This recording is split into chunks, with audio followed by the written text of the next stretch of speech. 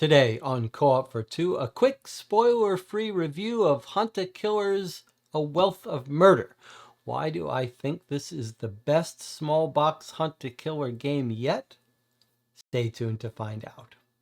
A Wealth of Murder is a standalone cold case game. That means you're presented with just a dump of documents and some props, and you try to figure out, combing through those in any order you like, who committed the crime, in this case, a murder. I purchased this myself for about $30 at Target. Target in the US is where most of the Hunt a Killer games are sold. They frequently do go on sale cheaper. I have no relationship with this publisher. The difficulty of this case is 4 out of 5. You can see that down here. That makes it about as difficult as any standalone Hunt a Killer game, and it is a difficult game. It's totally offline. The only time you would need to go on the internet is for hints or maybe to read a fuller solution. Now, I've said this is going to be a spoiler-free review, but I do want to show you the documents that come in this box and take a little look at them. If you're really a stickler for spoilers, and I think there's no need to be, you could use timestamps to jump around. I'm not going to show you anything that you wouldn't get just from a quick opening of the box. So we've got rules. We've got the solution in an envelope. I'll come back to why this is the one sort of weak point of this game. But it is nice that it's totally offline. And then you've got some props and then a whole bunch of documents. Now, I want to show you what these documents look like so you have some idea of the high quality of production here. You've got this glossy brochure with a map and long detailed information here. You've got sort of a welcoming letter. You've got another document here with a nice glossy brochure full of information to read and sink your teeth into.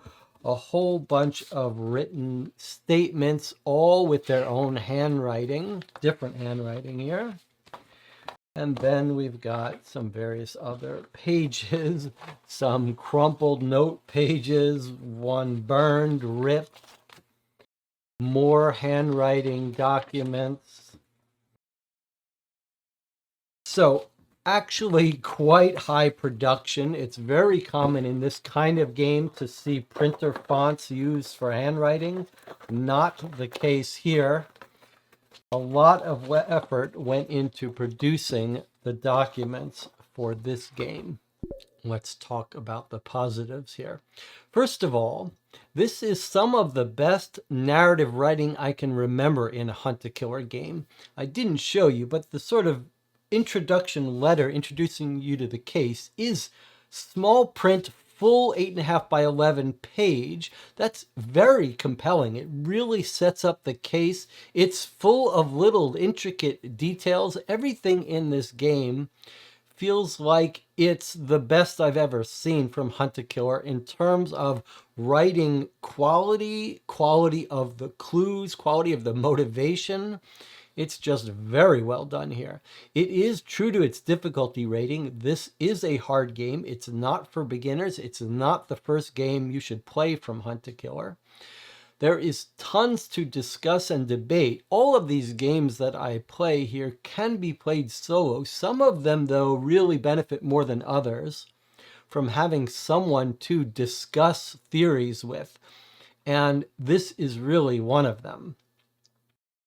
The characters are interesting.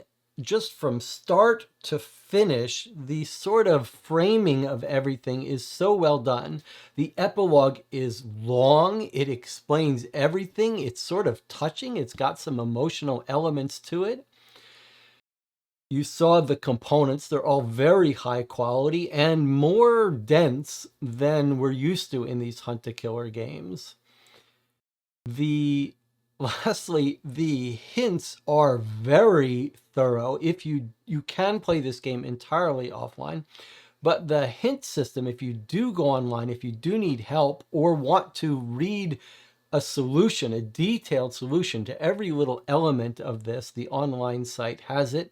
It's very impressive. My final rating for A Wealth of Murder is a 10 of 10. It's a shock to me because I've been quite hard on Hunt a Killer. In general, I think their priorities can sometimes be off. They lean too much on props that are useless but just showy gimmicks, and often don't spend enough time on the core mystery. Here, they've inverted all of that. This is really well done. Some of the more subtle clues and hints that I've seen in a cold case game. Absolutely my favorite from Hunt a Killer. I'll bet if you play this, you miss some of the clues that when you read and look back on, you'll say, wow, that was clever. Shame on me for missing that. As I said, it's not for beginners. This shouldn't be the first cold case game you play, but you could work your way up to it. And do have someone to talk through theories about this. Now, I do want to give some advice if you do choose to play it. There is some cipher stuff here. Hunt a Killer often sticks in some busy work cipher deciphering stuff, and I've criticized that in the past. I think here it works well. It's clever, but I guess that my advice to you would be don't be shy about using an online tool to do the brute work of doing the deciphering once you figure out how to do it. The real negative in this box is a negative for all of the Hunt a Killer standalone games. And it really is a shame. And I do hope Hunt a Killer has sold their company and they're undergoing some changes. One thing that really needs to change about the Hunt a Killer standalone boxes is that there's an envelope with the solution. And it's a nice detailed solution. There's nothing wrong with it as a solution. The problem here is that basically the envelope says, don't open this till you're sure of the answer. And the moment you open the envelope, it says, yeah, you're right, so-and-so did it. And here's how. And God help you if you're wrong, because if you're wrong, that's it. It's instantly spoiled the first sentence you read on that solution. So there is no way. Most of these games work with some sort of online website or something that basically gives you a second chance. It basically says, who do you think did it? And some of them ask you to prove why, which is nice. But after you answer, then the website will say, no, you're wrong. Go back, try to see what you missed. This one, you have no second chance. So my advice to you is, until Hunt a Killer fix that, what you should do is basically get to the end, be really sure that you know who did it, write down who you think did it, and then go to the website for the hints and make sure that you haven't missed something. Just walk through each of the little elements of the crime and solution and make sure that you haven't missed something critical. And then when you do that, then you can open the solution envelope to confirm your theory. And in this case, we get a nice, long, satisfying epilogue. So you're not going to miss anything by saving that to last. I would love to hear if you think, well, if you agree with me that this is the best Hunt a Killer standalone box you've played. I'd love to hear it. If you think I'm missing the mark here and it's not as good as I say it is, I'd like to hear that too. And I'll see you on the next video.